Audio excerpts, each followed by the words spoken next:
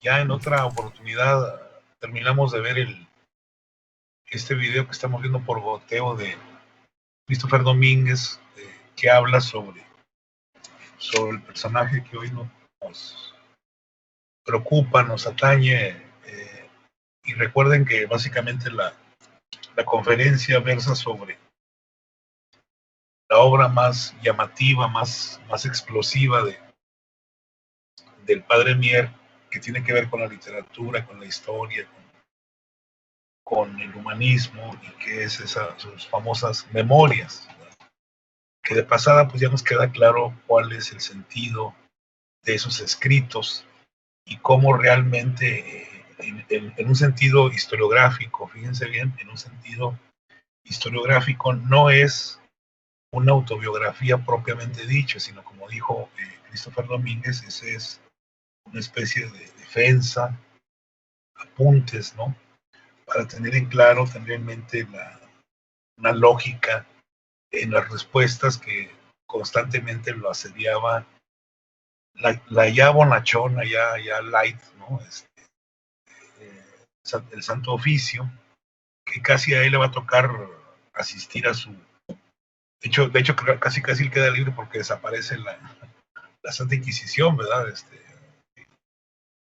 Vaya que era suertudo nuestro paisano universal. Entonces, sí quisiera que nos quedáramos con esa idea.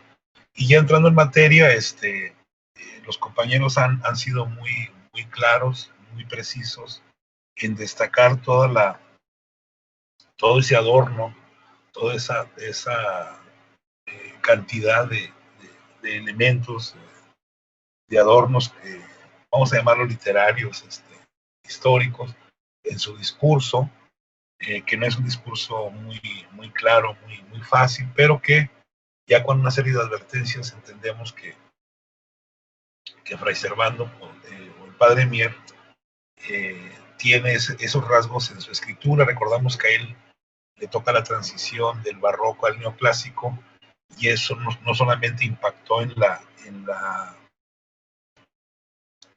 las artes plásticas, sino también en lo que es propiamente el discurso literario o la escritura de entonces. Es más o menos así lo que vamos a platicar. Yo les destacaba por ahí el hecho de que sea en Inglaterra donde se da este escenario de su libro. Recordemos, en historia lo platicamos ayer, todos los procesos de independencia en contra de España, Inglaterra y Norteamérica pues lo ven con buenos ojos, ¿verdad? Ellos están muy animosos, sobre todo los vecinos del norte, en que exista un territorio más adecuado, ¿cómo le podríamos llamar? En el cual ellos se pudieran expandir. Ayer, no sé si ayer, no hablábamos de él, realmente el precursor de la independencia como concepto es Melchor de Talamantes, que es sudamericano, pero que se viene a radicar a México en la última etapa de los Borbones. A él le toca justamente formar una comisión de límites con Estados Unidos. Ya había problemas fronterizos para entonces, y eso nos habla de cómo estos personajes van a ser, si no apapachados, sí respaldados por aquellas naciones que están emergiendo como potencias y que ven en ellos, no digo que lo están manipulando, no digo que los están financiando, ojo, pero sí, como historiadores no seamos tan románticos así, ¿verdad? De que todo se da por ósmosis y por obra y gracia, ¿no? Hay ahí toda una serie de intereses de las naciones por desestabilizar a el país de entonces, la Nueva España. Y bueno, en ese tenor, en ese ambiente va a florecer política e historiográficamente el padre Mier. No sé si se entendió, esto no está muy claro, digo, esto no viene en la lectura, obviamente, ¿no? Es un apunte historiográfico, no sé si queda claro, y si quieren hacer algún comentario los que ya participaron para dar cobijo, dar preámbulo al equipo que iba a iniciar el día de hoy. Sí nos queda claro esto de Inglaterra, ¿verdad? Más o menos, por ahí.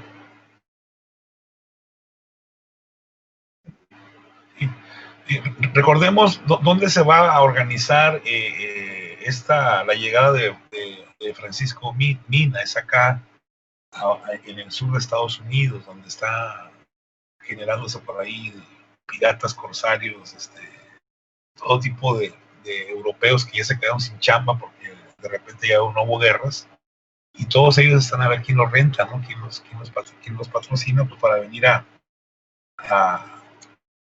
hacer lo que ellos sabían hacer, la guerra, ¿no? Y yo creo que ahí es donde Mina, con el apoyo de embajadores, de cónsules de Norteamérica, va a fraguar la llegada a lo que hoy sería el sur de Tamaulipas o el centro sur de Tamaulipas para seguir la lucha contra Fernando VII, ¿no? Entonces, claro, ya estamos hablando, creo, corríjanme, por ahí, 1817, ya hacía 4 o 5 años que había salido la obra de Fray Servando, y ya había corrido tinta desde entonces. Muy bien. Bueno, entonces tenemos por ahí pendientes antes de iniciar, sí quisiera que viéramos dos cosas, bueno, no viene ahí. Recordarles que cualquier asunto que tengan conmigo, sobre todo ahora que ha habido problemas ya con las plataformas, lo comentemos, lo platiquemos a través de mis correos, ¿sí? El de la uni, el Gmail que está ahí por ahí se los ha proporcionado, y por favor les pido que a través del chat, únicamente es para este momento en que estamos platicando. Es difícil la comunicación, pero bueno, en la medida que avance el semestre va a haber nuevas necesidades, hay que decirlo, nuevos problemas, y si lo vamos a tratar por el chat va a ser más difícil que los apoye a tiempo. Les encargo mucho, ya por última vez advertido, no, mándenme todo por, por el correo de la universidad o por el Gmail, por favor, para poder estar a tiempo, para poder resolverles los problemas a tiempo. Bueno, vamos entonces a iniciar, por favor. Ya espero estén listos ahora sí los que siguen, para avanzar en el tema de Fray Servando, y ya más adelante les platico lo que sigue para darle punto final a este primer gran historiógrafo, el primer historiador de la independencia de México, incluso como dice Christopher Domínguez, el primer gran escritor del siglo XIX y el último gran escritor del siglo XVIII.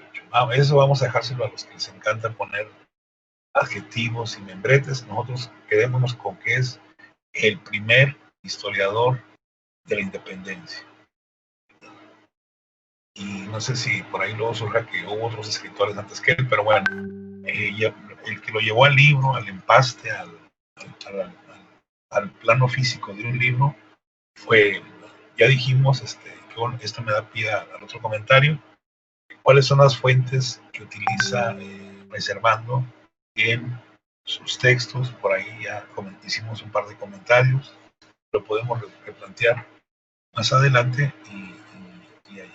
Bueno, pues ahora sí, vamos a iniciar, por favor, el equipo que le continuaba.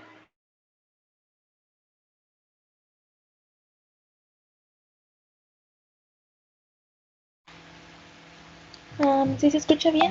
Sí, adelante. Bueno, somos el equipo 4 y nos tocó a nosotras el capítulo 11. Bueno, para lo del análisis, a la hora de realizarlo, nosotras discutíamos sobre las palabras que usaba en el escrito, ya que cambiaba ciertas letras o tenía palabras que no llevaban acento, pero tuvimos que investigar y vimos que era cuestión de la época y también de la misma imprenta. Sí, qué bueno que señaló esto, discúlpeme.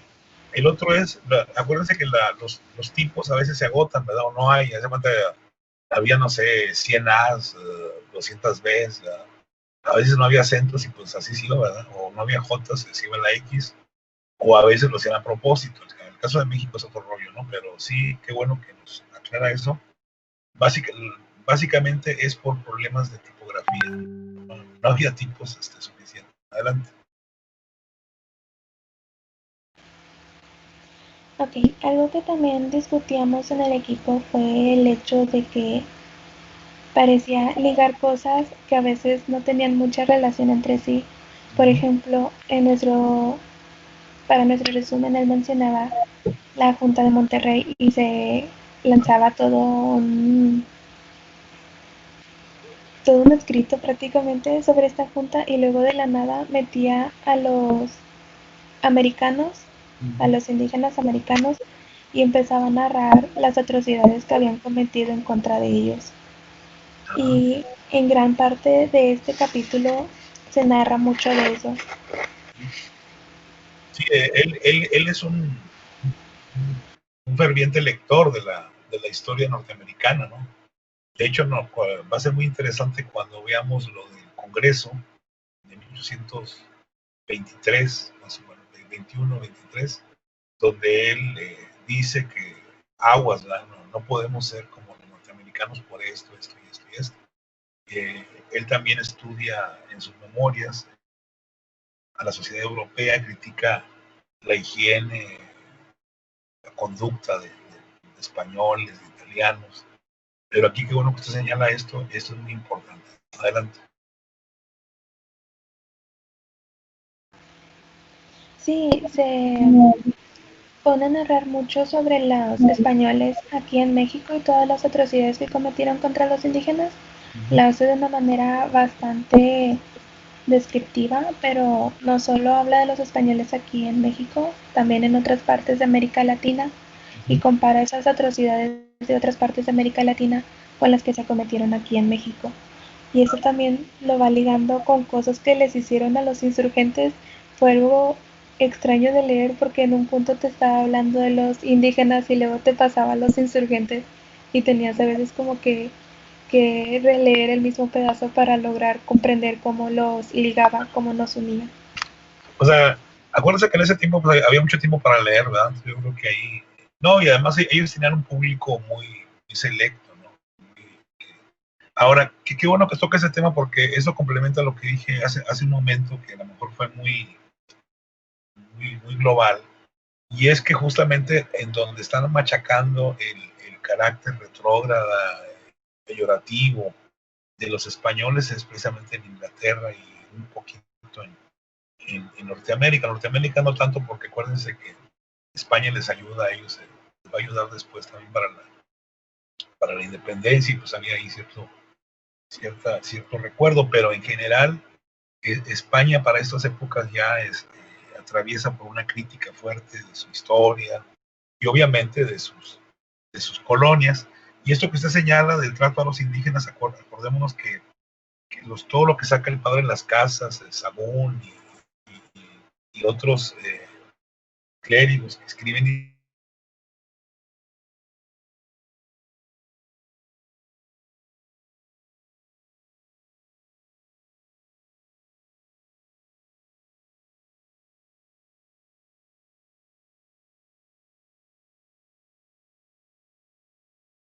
¿Sí? Adelante.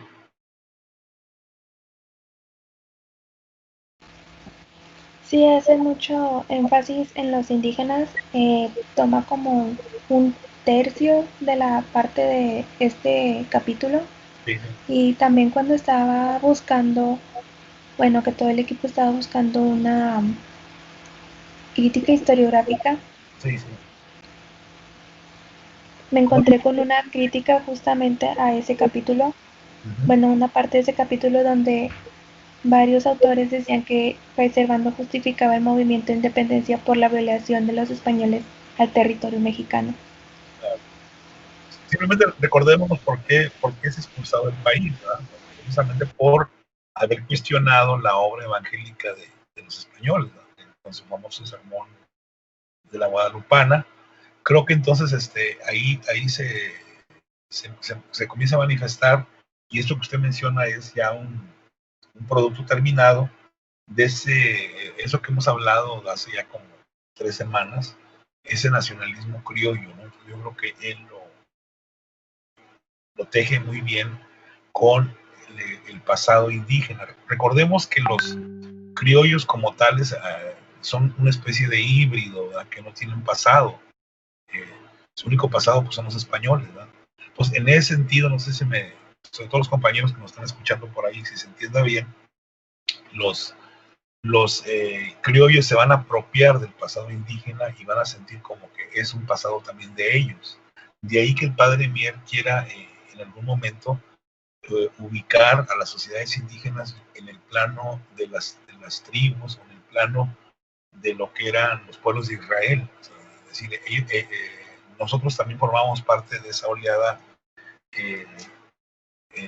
bíblica, ¿no? No sé si ustedes lo ven así, lo entienden así, para más o menos entender este ejercicio que les felicito al equipo, que están haciendo un análisis propiamente historiográfico. Adelante. Sí, gracias.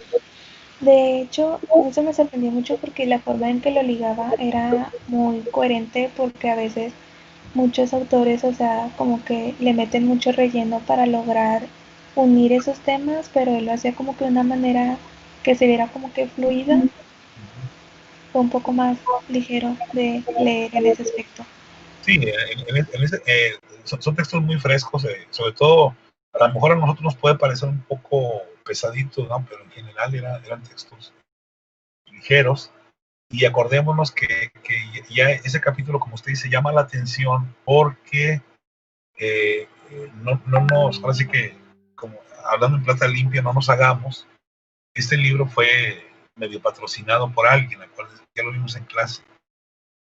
Entonces, como que aquí ya el padre medio se cuestiona y comienza a ponerle su cosecha y comienza a notar cosas que no vendrían al caso, porque eso no estaba en el guión, ¿verdad? No estaba en el acuerdo con la persona que se lo encargó. Entonces, por eso llama la atención este capítulo y el que viene, porque es donde el padre Mier ahí le imprime su sello y le imprime vamos a decirle, lo revolucionario, ¿no? de su pensamiento. Adelante.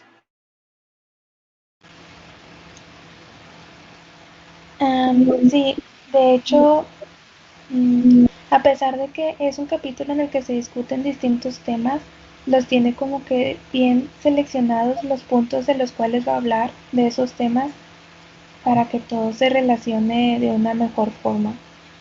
O sea, no es como que le voy a meter esto nada más porque sí, es como si lo hubiera seleccionado ya previamente. Sí, más o menos es la estilística de los estudios universitarios de entonces. Recordemos que antes la gente estudiaba básicamente dos: teología y jurisprudencia. A veces por ahí medicina, ¿no? Entonces eran básicamente las carreras, pero todos partían por ahí de los textos aristotélicos, de una serie de temas nuevos, ¿no? A lo mejor algo de Galileo por ahí, pero son autores que tienen ese método, ¿no? De discurso, eso es lo que usted dice, esta claridad, esta puntuación de los temas que se van a tratar, ¿verdad? No es ya un sistema literario donde no hay pies ni cabeza, donde todo es importante, donde no hay línea. Aquí más o menos, aunque se empalman momentos, como usted dijo al principio, sí hay cierta línea, sí hay cierta,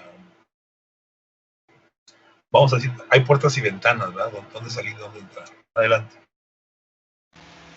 No sé si mis compañeros de equipo quieran comentar algo más. No, pues deben de querer, ¿no? Adelante, compañeros. Bueno, buenos días. Buenos días. También lo que mencionaban equipos anteriores de que se basaba en cartas para hacer pues sus escritos. A mí me llamó mucho la atención una que menciona sobre la junta de Zitácuaro. De hecho, justo ayer estaban hablando de lo de las juntas en la otra materia. Sí. Cuando llega Callejas a Zitácuaro y pues hace como bueno, no como hace prácticamente una masacre, o bueno, eso es lo que relata.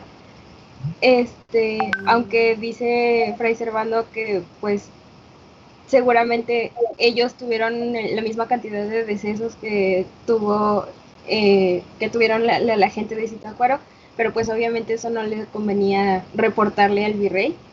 Claro. Bueno, menciona que en Zitácuaro, en la casa donde habitaba Morelos, en Cuautitlán de Amilpas, Sí. encuentra una carta y se la envía el mismo Callejas al virrey, donde Morelos dice que ¿cómo podría decirlo? Se armaron, digamos, del nombre de Fernando VII para hacerse de aliados tanto europeos como americanos. Sí. Y pues no ahonda mucho en la carta porque dice que la va a mencionar más en el libro siguiente, pero pues hasta cierto punto como que da a entender que el mismo Callejas fue el que la escribió. O sea, Fray Servando toma esa posición de que no, Morelos nunca pudo haber escrito algo así, eso lo hizo Callejas. Entonces, no sé, se me hace interesante ese punto de no, créanme a mí. Sí. No, pues es que es todo un historiador con carácter, ¿no? Pero qué bueno que destaca usted esto. Buena parte de su obra está basada también en correspondencia. Recordemos que parte de la correspondencia que se da entre los propios insurgentes, mucha es incautada, mucha es, acuérdense que el correo era un tipo que iba a caballo ahí a todo galope, ¿no? Pero a veces lo interceptaban y toda esa correspondencia se pasaba al gobierno, lo que se hacía en aquel tiempo la Secretaría de Gobernación actual, ¿verdad? Y ahí luego tenían acceso a todos los cónsules, los embajadores, y seguramente así le fue llegando la información a Fray Servando. Por eso les subrayaba que destacáramos dónde estaba él. O sea, él no estaba en Australia, no estaba en la Patagonia, estaba en el lugar donde se estaba ya preparando la primera gran potencia del 19, ¿no? Entonces, qué bueno que usted señala esto de la correspondencia y sobre todo también la parcialidad o la pasión que le pone el padre Mier por defender a los héroes de entonces, ¿no? Adelante. Bueno, también en la última parte del libro, donde menciona que es prácticamente imposible que el virrey esté en el poder por mandato de Dios. Y pues hasta cierto punto como que da a entender que no es lógico que Dios lo haya escogido, entonces le da como la razón a los insurgentes de estarse pues levantando. Sí, porque ellos parten de que la relación entre el monarca y Dios fue en los anteriores, no es. Entonces, ahí saca a la luz lo que se llama el derecho natural, jus natural, algo así en latín. Y otra vez hace la defensa pues de este nacionalismo criollo que comentamos al inicio en la clase de historia. Muy bien, por ahí me dejaron medio picado con lo de Monterrey, con lo de Nuevo León, a ver si usted trae algo, si no, otro compañero por ahí que nos decían que aquí se hablaba de Monterrey, pero no algo más además de lo de Monterrey, no sé, algo. Bueno, es que hay otra compañera que está en el equipo, está Andrea, pero no sabemos por qué no está conectada. Había estado teniendo problemas para entrar a Teams, pero no sé si eso haya influido el día de hoy. También no sé si a usted le gustaría que dejáramos pendiente su participación para el jueves o... Pues sobre todo para ver qué onda con Monterrey, ¿no? Porque recordemos que él es nuestro paisano universal, ¿sí? Nada más. Ajá. Subrayar, bueno, hay cosas externas que lo he estado tratando así muy someramente, soy consciente de ello y así lo voy a seguir haciendo porque no quiero tampoco influir en su forma de ver la historiografía, pero sí que nos quede claro que los historiadores de entonces, vamos a quedarnos con los de entonces, no los de ahora, siempre es gente que está ligada al poder. Que no nos sorprenda que los grandes historiadores se llevan de piquete de ombligo, ¿verdad? Con los políticos de la época, con los grandes jerarcas políticos de la época, tanto de oposición como oficiales. Entonces, en este caso, Fray Servando está involucrado en un proceso de élites inglesas, norteamericanas, francesas, y eso le da, o sea, no le estoy quitando méritos, pero sí que reconozcamos los personajes que escriben historia, por lo menos olvidémonos de los demás ejercicios literarios, es gente que por lo general está en el poder. Eso no quiere decir que algún hijo de vecino por ahí no pueda destacar. Puede ser, ¿verdad? Pero no quitemos en el análisis también la cuestión esta de la cercanía o de la relación entre los intelectuales y el poder, que es un tema que ahora está muy de moda, pero está de moda expuesto de una manera muy chafa, ¿no? Muy endeble, muy pobre. Y creo que esto que estamos viendo de Fray Servando nos lleva a retomar de una manera más seria, más fundamentada, la relación entre, que esto por ahí luego se los voy a preguntar, entre el poder y los historiadores. Y no sé si la compañera que vamos a dejarla pendiente, como usted dice, como usted sugiere, nos platique de más o menos quién es el padre Mier y su familia. O sea, sería muy bonito decir que la familia del padre Mier eran agricultores, que tenían por ahí sus chivitas y que reservando en la mañana llevaba a pastar las ovejitas y luego regresaba y en el camino tocaba la flauta. Eso suena bien bonito, ¿verdad? Pero recordemos que Fray Servando, desde su origen, es de las familias más acaudaladas de Monterrey. Sus parientes fueron gente que anduvo en la política, no solamente en la política civil, sino también en la política eclesiástica.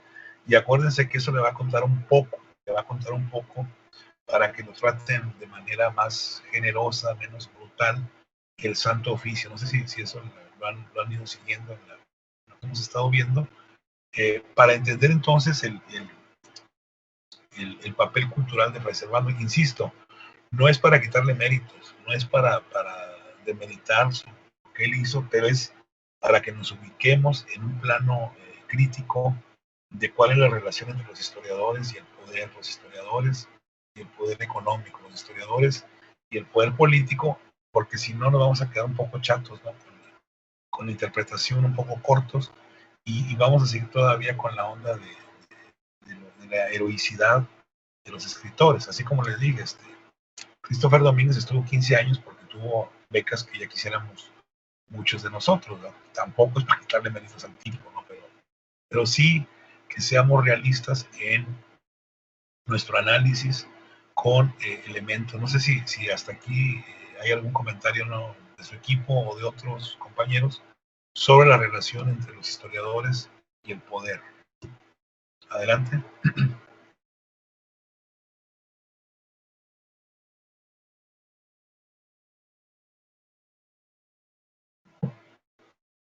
Entonces, de su equipo nada más faltaría la compañera, ¿verdad? Sí. Bueno, entonces le comenten si puede prepararnos algo, porque sí nos quedamos medio ahí aturdidos con Monterrey, ahí con Nuevo León. Porque acuérdense que dicen historiadores muy serios que acá no pasó nada, que aquí estaba todo muy bien. Uno se encuentra otros datos por ahí. Ahora sí que uno tiene otros datos, ¿verdad?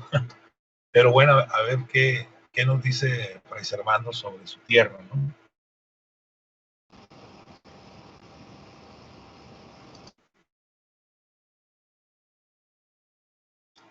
Entonces sería todo lo del equipo, ¿verdad? Pues sí, yo creo que sí, nada más faltaría Andrea. Bueno, muy bien, entonces vamos a ver con el equipo 5 para adelantarle y yo creo que con eso ya le vamos cerrando el día de hoy. Adelante por ahí los del equipo 5. ¿Sí se escucha? Sí, nomás nos dice qué capítulo es y más o menos de qué habla y ya. Sí, está bien, gracias. Bueno, nosotros somos el equipo 5 y a nosotros nos tocó leer el capítulo 12. En el dicho capítulo comienza hablando sobre cómo, ya lo mencionaron así el equipo anterior, pero comienza hablando cómo los españoles que se encontraban en México le enviaban cartas a las Cortes de España como que presumiendo como que tenían muchas victorias o cosas así. Sin embargo, llegó un momento en el que la realidad les pegó muy feo y que le tuvieron que decir la verdad, que se encontraban en desventaja. No, eso comenta Fray Servando, que le tuvieron que decir que se encontraban en desventaja por el bando de los insurgentes. Por lo tanto, en Fray Servando habla que en una de las cortes, bueno, en las cortes se trató el hecho de enviar tropas conformado por principalmente oficiales a Nueva España. Sin embargo, hace mención que no tenían los medios, bueno, no tenían los hombres suficientes los medios suficientes para enviarlos, no tenían tanta capacidad. Sí, porque acordémonos que España tiene sus propias broncas, ¿no? Como para todavía mandar tropas, como dicen, dragones, ¿verdad? A la Nueva España, que en algún momento sí manda varios miles de soldados, lo vamos a ver bien en la lectura que estamos viendo, y ahí es cuando Calleja, pues sí se levanta el cuello, porque sí tiene victorias muy sonadas, pero bueno, eso ya lo vemos en la historia, ¿no? Adelante. Ok, bueno, también hace mención de que los diputados europeos como que se negaban a tratar como que un medio de conciliación para Nueva España porque consideraban que ahí no había, o sea, que no era necesario, no había con quien así tratarlo. Esto y oficialmente se negaron cuando ya los ingleses solicitaron o exigieron su mediación por México. Y bueno, aquí también lo que me dejó mucho en duda es que no estoy segura, bueno, al momento de leerlo, no estaba segura de si Servando se encontraba en ese momento en las cortes o solamente lo escribió en base a algo que leyó, porque hay veces, sí, porque hay veces en las que menciona como por ejemplo los diputados americanos no hemos cesado de proponer medios de conciliación, pero después menciona, yo si me hubiera hallado en el Congreso, así que me dejó como que en duda eso. Pues ya lo dijo Christopher Domínguez, ¿no? Las que no se sabía, las inventaba y... No, sí acuérdense, por eso yo le dije que usé el lenguaje futbolero, ¿no? Estuvo de cachirulo, o sea, si anduvo por allá, le toca, porque coincide su viaje, de hecho por ahí acuérdense que supuestamente él es testigo de la guerra que enfrenta España contra Inglaterra, donde pierde parte de sus costas, pero no fue nuestro diputado. El que sí era diputado pues era su compadre y su amigo, que luego se van a agarrar de la greña en 1821, Ramos Arizpe. Adelante. Bueno, ya después de que menciona de que si él se hubiera encontrado en el Congreso, comienza a hablar sobre lo mismo que se me habló la clase ayer de México, sobre cómo había una falta de representación de América en los congresos y las cortes de España. Decía que eran muy pocos los diputados que representaban los muchos territorios de América, y dentro de esto también menciona que los pocos diputados que había se opusieron pues obviamente se opusieron al envío de tropas a Nueva España, y sin embargo fueron ignorados completamente, y aún así se enviaron tropas a Nueva España. Pues esto es ahora sí que muy fregón, ¿no? Esto que usted nos dice, porque nos habla de que está caliente el asunto y él es una voz que critica, ¿no? Que pone en evidencia el trato desigual que los propios revolucionarios le están dando a Hispanoamérica. Y acuérdense que creo que en mi exposición ayer, no sé si quedó claro, la propia Junta negocia con la reacción acá no hispana, ¿no? Con tal de que la reconocieran, la Junta de Sevilla, por ahí. Eso, creo que me parece que esto que usted dice es algo muy interesante y nos habla de que el padre Mier no se andaba con medias, ¿no? Él critica incluso a los propios revolucionarios, ¿no? y esto del ejército, pues también él le cala mucho de que sigan mandando tropas a invadir a los insurgentes. Adelante. Bueno, y como un dato extra es que hay veces, bueno, yo pienso que como que él pensaba que al momento de nosotros leerlos, como que nosotros sabíamos completamente el contexto, porque, o que entendíamos todo, porque hay unas partes donde menciona que supongo que el lector sabe que, y comienza a dar así muchos datos, así como que, no sé, como que muy completos y a veces no entiendes muy bien. O sea, esas son leer a los clásicos, ¿verdad?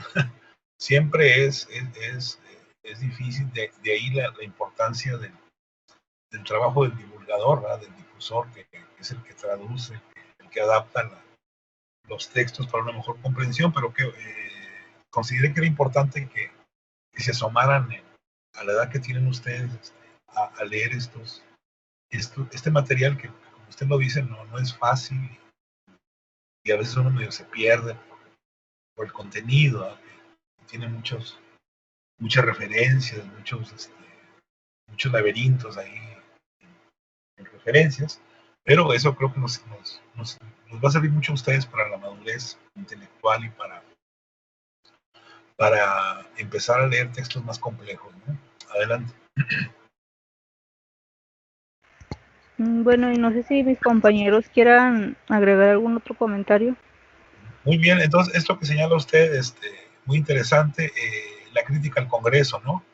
La crítica a la representatividad que se le estaba dando a los paisanos de él, y la idea esta de que anduvo por allá en las Cortes, y me gusta mucho eso que dice usted, si yo fuera, así como si yo fuera presidente, ¿no? Lo cual también es una crítica a sus propios colegas, que acá lo vamos a ver en México, pues él no dejó dormir a gusto a Iturbide, y además acuérdense que tenía avalancha con Guadalupe Victoria, que se lo lleva a vivir como quién sabe quién al Palacio Nacional, y es un tipo que saca provecho de sus relaciones. Entonces, interesante esto que dice usted de la crítica hacia los trabajos propios, vamos a decirlo así como lo vimos ayer, al trabajo parlamentario que se da en España, ¿no? Bien, entonces, a ver sus compañeros qué nos dicen. ¿Se escucha? Sí, adelante. Bueno, resumiendo o hablando así rápido de lo que, bueno, de mi parte, se puede decir que todo son cartas. Bueno, Fray Servando menciona cartas que específicamente no se sabe exactamente quién las mandó, sino porque en un momento llega a mencionar de que carta de un europeo que mandó a su amigo, entonces no sabemos ni quién es ese europeo ni quién es ese amigo, pero en estas cartas se refleja mucho lo que pasó en, ¿cómo se podría decir? Resume cómo fueron las batallas, por así decirlo. Me gusta mucho que sí, que menciona a veces cantidades de cuántos hombres llegaron, cuántos hombres tenían y cuántos hombres llegaron a fallecer, lo cual a mí se me hace muy un dato, o sea, no, más que interesante, como que difícil de saber, o sea, porque sabemos que en sí él no estuvo y pues, las cartas se pueden modificar, ¿no? O exagerar para que o uno se vea mejor que otro o que uno se vea muy débil, así. Sí, sí, miren, los que han hecho historia militar, que son contados de manera seria, pero sí nos hacen la aclaración de cuando se utiliza una correspondencia, que insisto que ha sido incautada, ¿no? Que ahí luego le pueden meter mano los de la oposición, ¿verdad? Y lo que comentó el equipo 4 y parte del equipo 5, sobre todo, también como en los conflictos cada quien le pone su cosecha, ¿verdad? Es muy difícil que alguien diga que, como lo dijo Napoleón cuando llega a España, que diga que realmente ni se despeinó, ¿verdad? Siempre dicen que estuvo bien difícil y que tuvieron muchas bajas y que el bando contrario por poco les gana, ¿no? Siempre es común que veamos en las partes de guerra ese tipo de discursos que, bueno, como usted dice, yo los respaldo, es quién sabe qué tan objetivos sean, ¿verdad? Pero bueno, son documentos, son información que tiene uno que ir considerando también con esas salvedades. Recordemos que siempre el que ataca a alguien, al enemigo lo tiene que levantar, porque en automático es también una grandilocuencia propia, no sé si me explique, ¿verdad? Siempre vamos a ver eso, sobre todo en el siglo XIX, eso va a ser común, incluso se van a inventar enemigos, ¿verdad? Nosotros acá manejábamos los recursos en la época de Juárez, argumentando que teníamos un montón de indios que nos atacaban todos los días, a todas horas, y por eso no teníamos que gastarlo todo acá en guerras y en soldados, porque está bien fea la cosa, ¿verdad? Puede ser cierto, hasta cierto punto puede ser mentira, hasta otro tanto. Entonces yo creo que sí, que qué bueno que toque este tema. Siempre cuando se habla de una guerra, pues puede haber exageraciones, ¿no? O mucho adorno, como lo vamos a ver en Carlos María de Bustamante, que utiliza a veces la Ilíada, la Odisea un poco para darle sabor, darle jugo, ¿no? al relato histórico. Adelante. Y como comentaron mis compañeros anteriormente, o sea, el texto sí fue difícil de leer. O sea, estuvo muy divertido, o sea, no sé, me encantó. Pero estuvo difícil de leer porque para mí hubo muchas abreviaciones, o sí, podría decirse abreviaciones que cuando los leí no sabía qué era. Así que leyendo poco a poco los deduje. No sé si estuvieron bien, no sé si estuvieron mal. Pero pues... Hay unas universales y otras que a lo mejor él mismo las inventó, ¿no? Pero sí hay abreviaturas ya que nos vamos a estar viendo en todos los documentos históricos, ¿verdad? Pero más en esta época todavía no estaban muy claras algunas, ¿no? Otras van a ser universales como el EXNO y cosas por el estilo, ¿no? Adelante. Sí.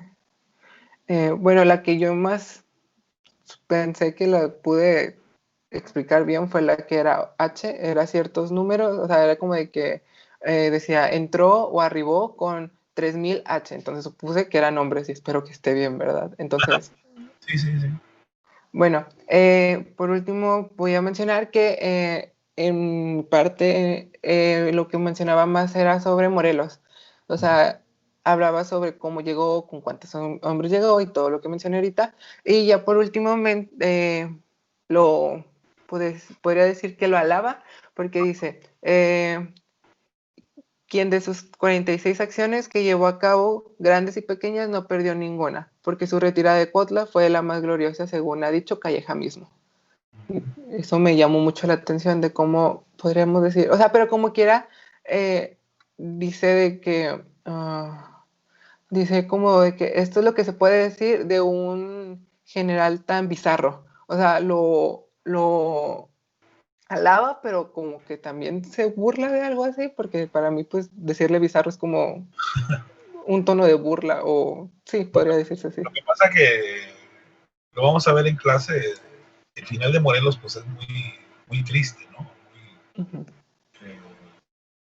Déjame decirlo en palabras más crudas, no es muy viril, ¿verdad? Lo que pasa al final y cómo lo va a utilizar el propio Calleja para prácticamente minar y poner en jaque a la insurgencia. Adelante, Miguel Ángel Rodríguez. Sí, profe. Tengo la duda por lo que dice Carlos. Supongo que es así, que nosotros a menudo asociamos bizarro con el significado que tiene en inglés, que es como de algo extraño, raro, pero tengo entendido que en la lengua de Cervantes bizarro es algo valiente, ¿no? Algo con coraje. Sí, se dice de un guerrero que es bizarro o de gente muy bizarra, refiriéndose a gente valiente. Son los hidalgos, ¿verdad? Digo, no hidalgo en el sentido del apellido, ¿verdad? Es la gente especial, ¿no? que destaca. Por ahí iría una mala traducción, una mala interpretación, ¿no? Ya actualmente le dimos otro sentido, ¿no? No sé, Miguel Ángel, ¿algo más? O Arnoldo, ya para que continúe la compañera. Bueno, adelante. No sé si mi compañero Carlos ya terminó. Supongo que sí. Sí, adelante. Bueno. Sí, ya. Ok. Hablaba también, haciendo mención lo de las cartas. Sí. A mi parecer, creo que se metía de una a otra, pero siempre explicando lo que iba a pasar después. Porque, por ejemplo, también hace mención, ahorita con lo que dijo mi compañero de Morelos y Bizarro, también hace algo así de una mención de Rayón, porque primero, como dijo él, o sea, hace como que, no, o sea, bueno, pues por así decirlo, como que idolatra mucho a Morelos, porque a mí me tocó una parte, bueno, leí una parte que decía que Morelos se había hecho prisionero de que a varios hombres, se apoderó de muchísimas armas, de muchísimos fusiles, tomó por asalto algunas ciudades, y justamente decía que mientras el Bizarro Morelos hacía esto en el sur, Ignacio Rayón hacía lo mismo en el norte. Entonces ahí yo me puse a pensar que a lo mejor el término bizarro ahí sí se podría haber utilizado como o sea, él lo pudo haber utilizado como algo así como que igual valiente o fuerte. Sí. No peyorativo, ¿no? Sí, porque pues no creo que haya usado, o sea, el término que o sea, que nosotros conocemos ahorita, sí. para decir eso. Tiene que ver más con un lenguaje de guerra, de guerrero más bien, y el ámbito de la guerra, ¿no? Ajá, y es que ahí va lo otro, justamente porque era el lenguaje de guerra. No, o sea, cuando lo lees o sea, sí es entendible, pero sí hay palabras con las que te topas que tú dices, ¿qué onda? Y tú dices, bueno, es que significa esto, pero no, o sea, en el sentido era otro, porque el contexto pues era como tal, una guerra de 1800, de 1800 para arriba. Entonces, sí era difícil de comprender, e incluso lo que han dicho muchos de que como unas letritas, unos términos, por ejemplo, yo al principio, la H no la entendía bien, pero luego cuando empecé a leer, me di cuenta que se refería de que, pues 2000 hombres, no sé qué. Incluso hay una parte donde llega Doctor Cos, bueno, creo que es el Doctor Cos que yo conozco porque al principio justamente dudé por cómo estaba escrito, de que Dor y Cos solamente con una S. Sí. Entonces, a veces no es bronca del padre Mier, ¿verdad? Ajá. Bronca del impresor. Y él empieza a explicar de que no, pues es que hay un descontento en el país porque no se nos da lo que se nos debería de dar, hay problemas económicos, o sea, todo, o sea, él toma como un desmoronaje del país. Ajá. Fíjese que acaba de tocar un tema muy interesante y yo diría cómo podríamos llamarlo, que yo creo que va a dar pie para próximas investigaciones, el doctor Cos. O sea, el doctor Cos es el principal periodista, el principal divulgador a través de los periódicos de lo que está pasando en México. Entonces yo creo que ahí requiere que le demos un trato más de más privilegio, que destaquemos más su actuación, porque también anda en la política. Y creo que el padre Mier, pues ahora sí que hizo suyas los trabajos del doctor Cos, que acá nada más le dimos honor con un municipio, ¿no? Que mucha gente no sabe ni dónde queda, ni jamás hemos ido, ni habremos de ir, ¿verdad? Pero es importante que bueno que tocó el tema, que estos personajes son esos personajes medio olvidados, medio marginados, pero que si ustedes se ponen a ver las fuentes de la época, los periódicos, las gacetas, van a encontrar ahí a uno de los principales, vamos a llamarle corresponsales de guerra, ¿no? O reporteros de guerra, y uno de ellos es el doctor Cos, que además dirigen periódicos, que además son impresores, impulsores. Qué bueno que tocó el tema y esto nos sirve para la materia de historia, ¿no? El famoso doctor Cos. Adelante. No, ya nada más por último, justamente lo que estaba diciendo, que o sea, que cuando me topé a Doctor Cos, que no me lo esperaba topármelo, fue cuando me puse a pensar justamente en o sea, en el municipio que se le dio el nombre y justamente en la calle, o sea, ¿qué fue lo que hizo? Y pues ahí ya nada más comienza así como que diciendo que pues el país estaba muy mal y estaba haciendo como un reclamo. Entonces ahí fue cuando me puse a pensar, o sea, qué tan fuerte fue el impacto de él que hasta se le dio el nombre de un municipio y el nombre de una calle, porque pues, por lo general sucede así. Es que por el que estaba metido en la nomenclatura, pues era una persona muy culta y muy fanática de la independencia, por eso todas las calles tienen esos nombres. Pero yo creo que realmente, yo cuando era estudiante no sabía por qué se llamaba Otón Cos. Podría presumir que yo sí era bien chucho, ¿verdad? Pero no, realmente no sabíamos qué onda con él, pero que quede claro que no queremos decir que el padre mío se fusiló todos los trabajos de Otón Cos, ¿verdad? Somos incapaces de pensar así, pero lo que usted dice es muy evidente en parte de sus textos, sobre todo las batallas, los enfrentamientos. El doctor Cos es una pieza importante en esto. Ya, si alguien va a hacer un trabajo sobre periodismo del 19, tiene el doctor Cos, pues es importante, ¿no? Creo que es un personaje que tendríamos que recuperar en la memoria, en la historiografía, pero vamos a dejárselo a otro grupo, ¿no? A otra clase, porque aquí no nos alcanza el tiempo, ¿no? ¿Algo más? No, por mi parte y el de mi equipo creo que es todo. Bueno, muy bien, pues tuvimos 3 intervenciones muy interesantes, tanto el equipo 4 como el equipo 5, si se fijan, más que traducirnos todo lo que está ahí, interpretan desde el punto de vista historiográfico lo que se va a lo que interesa a la historiografía. Bueno, todavía nos faltan por ahí un par de equipos, ya creo que el tiempo no va a permitirnos verlo.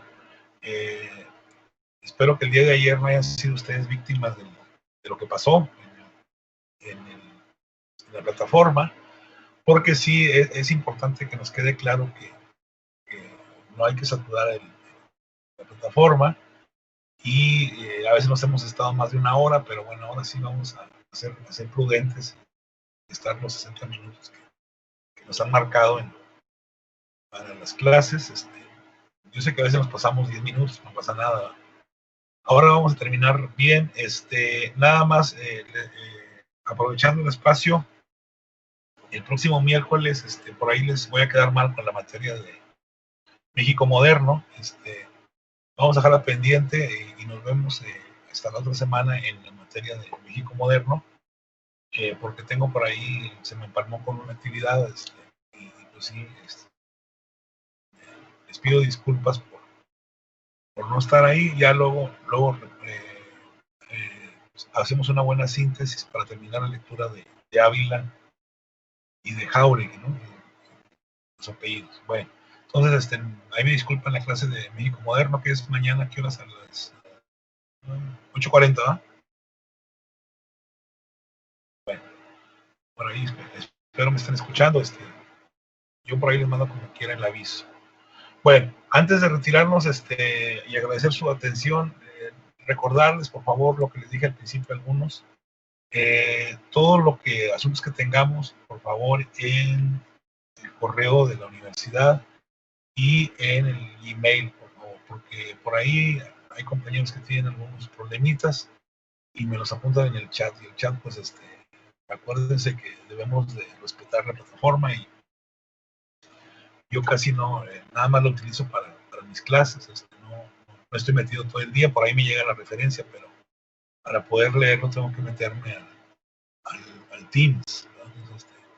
Entonces, les pido por favor que todo lo ventilen a través de, y como último refugio, pues también tenemos el efemérides. Acuérdense que la página de Facebook es nada más de nosotros, no hay ahí estudiantes de historia de otros semestres que no estén llevando clase conmigo, así que estamos en familia en ese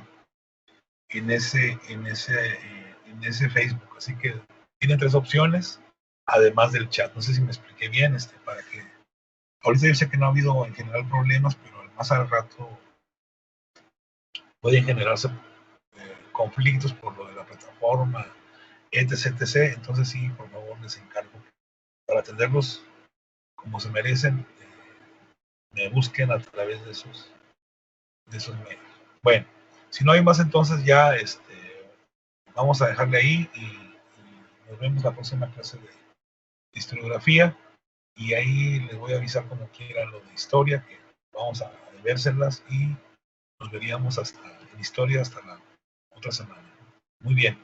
Bueno, pues gracias por su atención, su participación. Espero hayan quedado bien marcadas las aclaraciones que vimos hoy sobre el padre Mier, ¿no?